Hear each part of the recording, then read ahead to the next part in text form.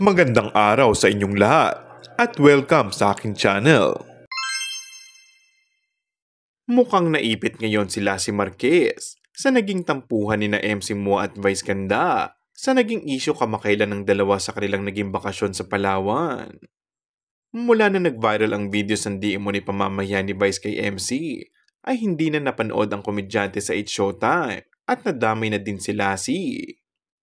Naiipit umano ngayon sa gitna si Lassie bilang bahagi ng Bex Battalion Trio kasama si MC at si Chad Kines.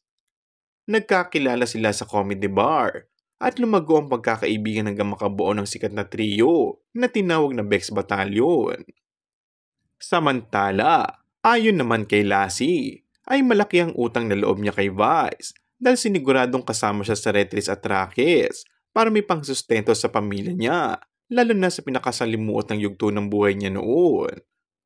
Minsan pa raw, personal na pinapanood ni Vice ang premiere ng pelikula ni Lassie para i-boost ito. Komento ng netizens, gustuhin man ni Lassie na pumasok sa Showtime, ay baka mas lalo magtaka ang mga madlang people at magkaroon ng mas malalang issue sa pagitan ni Vice at MC, kaya mas pinili na lang nitong umalis na rin sa show para pumagitna sa alitan ng dalawa. And that's all for our today's video.